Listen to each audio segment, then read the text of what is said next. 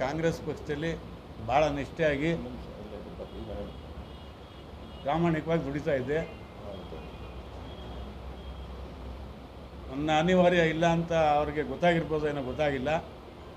ಕಳೆದ 4 ತಿಂಗಳಲ್ಲೇ DK ಸುರೇಶ್ ಅವರಿಗೆ ಇವತ್ತೇ ನನ್ನ ಮರೆತುಬಿಡಿ, ನಾನು ಪಾರ್ಟಿ ಬಿಟ್ಟು ಹೋಗ್ತಾ ಇದ್ದೀನಿ, ಕಾಂಗ್ರೆಸ್ ಪಕ್ಷ ಬಿಟ್ಟು ಹೋಗ್ತಾ ಇದ್ದೀನಿ, ನಿಮಗೂ ನಮಗೂ ಸಂಬಂಧ ಇಲ್ಲ ಅಂತ ಹೇಳಿದ್ದೀನಿ. ಬರೀ 2 ದಿವಸದ 3 ದಿವಸದ್ದಲ್ಲ, ಕೆಲವರು ಯಾರೋ ಮಾಡ್ತಾರೆ, ಎಲೆಕ್ಷನ್ ಡಿಕ್ಲೇರ್ ಆದಮೇಲೆ ಏನೋ 2 ಸಿಕ್ಕಿ 3 ಸಿಕ್ಕಿ ಅವ್ರದ ಒಂದು ಸಮಾಧಾನಕ್ಕೆ ಪಾರ್ಟಿ ಚೇಂಜ್ ಮಾಡೋದು, ಇದು ಮಾಡೋದು, ಆ ಥರ ನಾನು ನಡವಳಿಕೆ ನಡ್ಕೊಬಂದಿಲ್ಲ. ನಾನು ಎಲ್ಲೇ ಹೋದರೂ ಪ್ರಾಮಾಣಿಕವಾಗಿರ್ತೀನಿ, ಪಕ್ಷ ಸಂಘಟನೆ ಮಾಡ್ತೀನಿ, ನನ್ನ ಜೀವನ ಪರ್ಯಂತ ನಾನು ಸಾಯೋ ತನಕ JDSನಲ್ಲಿ ಮುಂದುವರಿತೀನಿ. ಅದೇ 2 ಮಾತಿಲ್ಲ. ನಮ್ಮದು ಯಾವುದೇ ಆಸೆ ಆಕಾಂಕ್ಷೆ ಏನು ಇಟ್ಕೊಂಡು ಬಂದಿಲ್ಲ. ನನಗೆ ಪಾರ್ಟಿ ಸಂಘಟನೆ ಮಾಡೋಕ್ಕೆ ಸಹಕಾರ ಕೊಡ್ತಾರೆ ನಮ್ಮ ಮನೋಭಾವನೆಯಲ್ಲಿ ಪಾರ್ಟಿ ಸೇರಿದ್ದೀನಿ.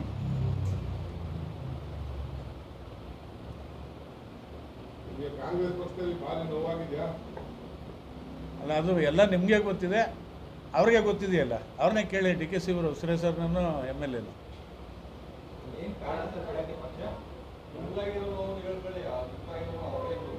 ಇಲ್ಲ, ನನಗೆ ನೋವಾಗಿರೋದು ಅಂದರೆ ನಾನು ಪಾರ್ಟಿ ಸಂಘಟನೆ ಮಾಡ್ತಾಯಿದ್ದೆ, ಹೇಳೋದ ಕೆಲಸ ಎಲ್ಲ ಪಕ್ಷದಲ್ಲಿ ಮಾಡ್ಕೊಬರ್ತಾ ಇದ್ದೆ. ಅವರು MLA ಆದಮೇಲೆ ನಿರ್ಲಕ್ಷ್ಯ ಮಾಡಿದ್ರು. DK ಶಿವಕುಮಾರ್, DK ಸುರೇಶ್ ಅವರು ಯಾರು ಬೇಕೋ ಅವ್ರಿಗೆ ಇಷ್ಟ ಬಂದಂಗೆ ಅಧಿಕಾರ ಕೊಟ್ಟರು, ಇಷ್ಟ ಬಂದಂಗೆ ಏನೇನೋ ಮಾಡ್ತಾ ಇದ್ದಾರೆ. ಅವ್ರಿಗೆ ನೀವೆಲ್ಲ ಮಾಧ್ಯಮದವ್ರು ನೋಡ್ತಾ ಇದ್ದೀರಿ. ಬೆಳಗ್ಗೆ ಎದ್ರೆ ದುಡ್ಡಿನ ವೈಭವನೇ ನಡೀತಾ ಇದೆ, ಗೌರವದ ವೈಭವ ಎಲ್ಲೂ ನಡೀತಾ ಇಲ್ಲ, ಬರೀ ಹಣಕಾಸಿನ ವೈಭವ ನಡೀತಾ ಇದೆ. ನಾನು ಹೇಳೋದಕ್ಕಿಂತ ನಿಮಗೆ ಗೊತ್ತಿದೆ ಅದು.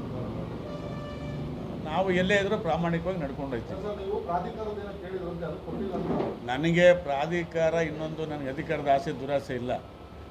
ನಾವು ಹುಟ್ಟಿರೋದು, ಜೀವನ ಮಾಡೋದು, ನಾವೇನು ನಡವಳಿಕೆ ನಡ್ಕೋತೀವಿ, ನಾವೇನು ಗೌರವ ನಡ್ಕೋತೀವಿ, ನಾವೇನು ಕೊಟ್ಟು ಹುದ್ದೆನ ಸಮರ್ಥ ನಿಭಾಯಿಸ್ತೀವಿ, ಅದ್ರ ಮೇಲೆ ಡಿಪೆಂಡ್ ಆಯ್ತದೆ.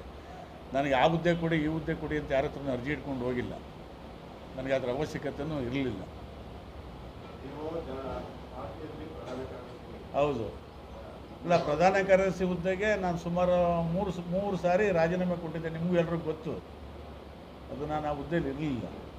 ಪಕ್ಷದಲ್ಲಿದ್ದರೆ ಪಕ್ಷದ ಸದಸ್ಯತ್ವಕ್ಕೆ ರಾಜೀನಾಮೆ ಕೊಟ್ಟು ಕುಮಾರಣ್ಣರ ನೇತೃತ್ವದಲ್ಲಿ, ನಿಖಿಲ್ ಗೌಡ್ರ ನೇತೃತ್ವದಲ್ಲಿ, ನಮ್ಮ ಮಂಜೂರು, ನಮ್ಮ ಆತ್ಮೀಯ ಸ್ನೇಹಿತರು, ಮಾಜಿ ಶಾಸಕರು, ಮಾಗಡಿ ಶಾಸಕರು ಅವ್ರ ನೇತೃತ್ವದಲ್ಲಿ, ಅದರಲ್ಲೂ ದೊಡ್ಡಗೌಡರು, ಈ ದೇಶದಲ್ಲಿ ಹೆಸರು ಮಾಡಿದವರು, ಅವ್ರದ್ದು ಒಂದು ನೇತೃತ್ವದಲ್ಲಿ ನಾನು ಪಕ್ಷ ಸೇರ್ಪಡೆಗೆ ಕುಮಾರಣ್ಣರು ನಮ್ಮನೆಗೆ ಬರ್ತೀನಿ ಅಂತ ಅಂದರು. ಇಲ್ಲ ಅಣ್ಣ, ನೀವು ಎಲೆಕ್ಷನ್ ಇದೆ, ನೀವು ಚುನಾವಣೆ ಮಾಡೋದ್ರಿಂದ ಬರೋ ಅವಶ್ಯಕತೆ ಇಲ್ಲ, ನಾನೇ ನಿವೃತ್ತಕ್ಕೆ ಬರ್ತೀನಿ ಅಂತೇಳಿ ನಿನ್ನೆ ಅವ್ರ ಮನೇಲಿ ಭೇಟಿ ಮಾಡಿ ಮಾತುಕತೆ ಮಾಡಿ ಪಕ್ಷ ಸೇರ್ಪಡೆ ಆಗಿದ್ದೀನಿ.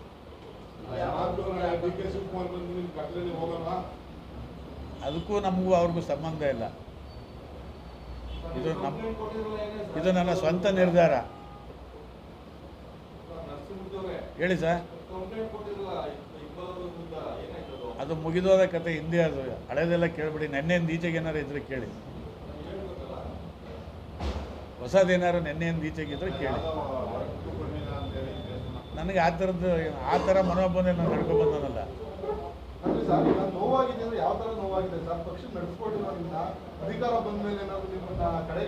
ಇಲ್ಲ, ನನಗೆ ಅಧಿಕಾರ ಇಲ್ಲದೆ ಹೋದಾಗ ನಾವು ಪಾರ್ಟಿ ಕಟ್ಟಿದ್ದೀವಿ, ಕಾಂಗ್ರೆಸ್ ಪಾರ್ಟಿ ಕಟ್ಟಿದ್ದೀವಿ. ಅಧಿಕಾರ ಅನ್ನೋ ಪ್ರಶ್ನೆ ಬರೋಲ್ಲ. ಅಧಿಕಾರ ಇವತ್ತು ಇರ್ತದೆ, ನಾಳೆ ಬೈತದೆ. ಅಧಿಕಾರ ಅನ್ನೋ ಪದ ಯಾಕೆ ಬರ್ತದೆ ಇಲ್ಲಿ? ನೀವೇ ನೋಡ್ತಾ ಇದ್ದೀರಲ್ಲ, ಎಲ್ಲ ದುಡ್ಡಿನ ವೈಭವ ಆಗ್ಬಿಟ್ಟಿದೆ, ಹಣಕಾಸಿನ ವೈಭವ ಬಿಟ್ಟರೆ ಇನ್ನೇನು ಇಲ್ಲ ಅಲ್ಲಿ. ಯಾವುದು?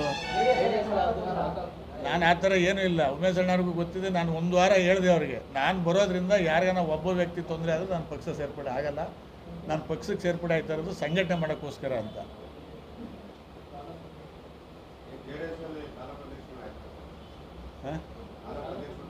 ಇಲ್ಲ, ನನಗೆ ಆ ಥರದ್ದು ಯಾವುದು ಆಸೆನೂ ಇಲ್ಲ, ಅಂಶನೂ ಇಲ್ಲ. ನಾನು ಯಾವುದನ್ನು ಆ ಥರದ್ದು ಏನಾರು ಹೇಳ್ಕೊಂಡು ಬಂದಿದ್ರೆ ಅವರು ನಮ್ಮ ಹತ್ರ ಫಸ್ಟ್ ಬೇಡಿಕೆ ಇಟ್ಟಾಗ ಯಾವುದೇ ಮಾಡಬೇಕು. ನಾವು ಡಾಕ್ಟ್ರಿಗೆ ಎಲೆಕ್ಷನ್ ಮಾಡಬೇಕು. ಇವಾಗ ಈ BJP ಜಾತ್ಯತೀತ ಜನತಾದಳ 2 ಒಟ್ಟಾಗಿ ಚುನಾವಣೆ ನಡೆಸ್ತಾ ಇದ್ದಾರೆ. ನಾವು ಡಾಕ್ಟರ್ ಮಂಜುನಾಥ್ ಅವರಿಗೆ ನಿನ್ನೆಯಿಂದ ಕ್ಯಾನ್ವಾಸ್ ಮಾಡ್ತಾಯಿದ್ದೀನಿ. ನಾನು ನಿನ್ನೆ ಬೆಳಗ್ಗೆಯಿಂದನೂ ಸೇರಿಕೊಂಡು 1/2 ಗಂಟೆಗೆ ಕ್ಯಾನ್ವಾಸ್ ಸ್ಟಾರ್ಟ್ ಮಾಡಿದ್ದೀನಿ.